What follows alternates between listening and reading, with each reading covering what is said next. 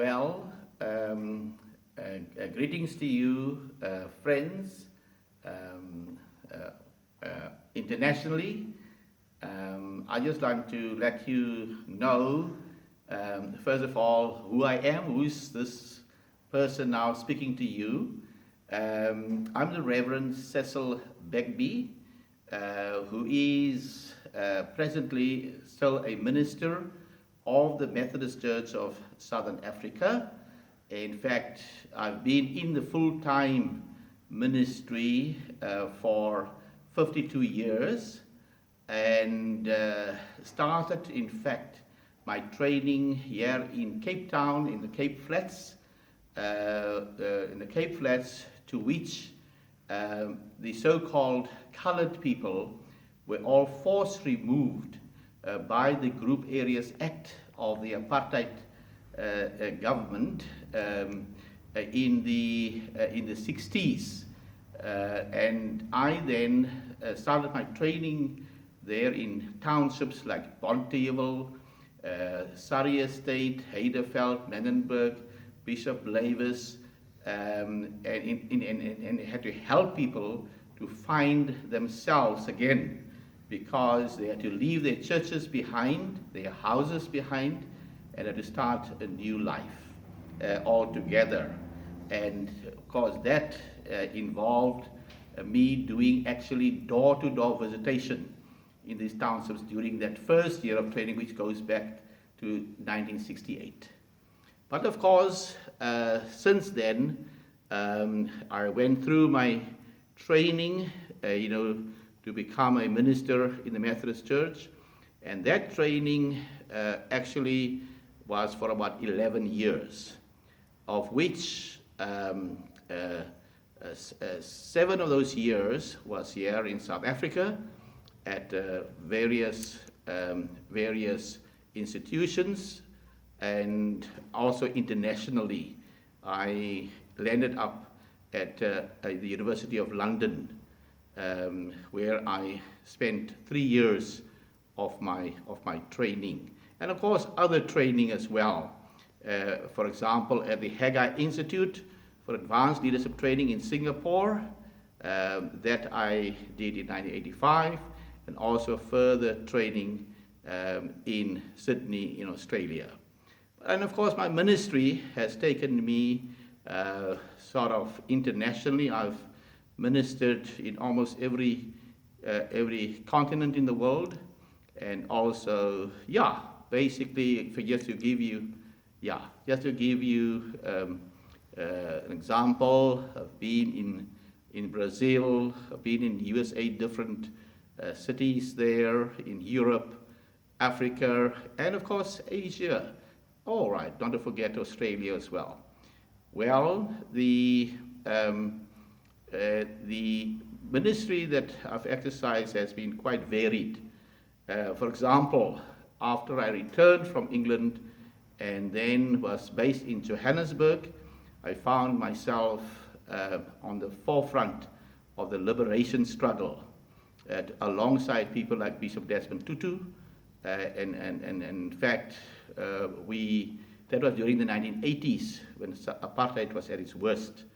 And we had to help the squatters and the squatter community, and who were made victims, and also the students who were protesting and against the unjust system of education. And we were there as support, and of course I was working very closely with Ismail Ayob, who was the attorney of Nelson Mandela. Well, now locally here, I'm based now here in Lansdowne, where I, in addition to being a minister of Methodist Church, serving congregations in Grassy Park, in Lotus River, Plumstead, Rondevlei. Yes, I also operate a soup kitchen project here in Lansdowne, which has a commitment to feed 5,000 school children and 1,000 unemployed adults with soup and bread on a daily basis. And that is my main project under a ministry which I have established, is known as Help Ministries International Trust. And through this non-profit organization, we promote healing and also committed to leadership training as well. And that is what we are doing. And right now, this recording is done here in what was formerly the Landros Hotel, which went on sale in the year 2000, yes, 2000, and then God gave me the vision to buy this hotel and to convert it into an international leadership training center. And in the place where we are actually now doing this recording is where it was formerly the nightclub of this hotel, but which we turned into a light club, where it's now actually an auditorium, a conference center, and we transformed the whole hotel into what is now a good asset for the community. Right, now just to share with you that I was very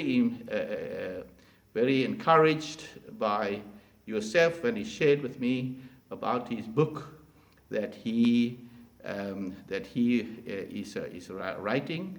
A book, of course, which will bring out the importance, of respect for others, and also that realization, yes, that we belong all together. We are humanity created by the same God, and each of us, we have to develop our full potential.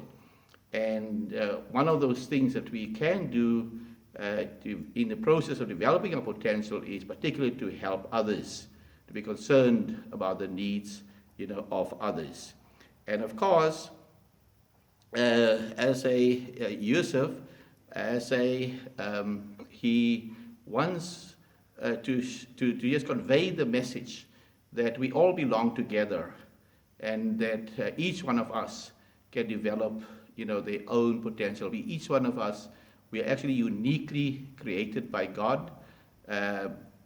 We know that, yes, by our fingerprints, which are different. But and therefore, each one has a very special purpose, that God has created us for. And we need to discover just that. So I'm looking forward to Yusuf's book, and I'm sure that this is a book that everybody must read, because that will really challenge us. Challenge us into, developing to what we are supposed to be. And I wish, Yusuf well, and also may anybody who will be reading this be highly inspired so that we can develop our full potential.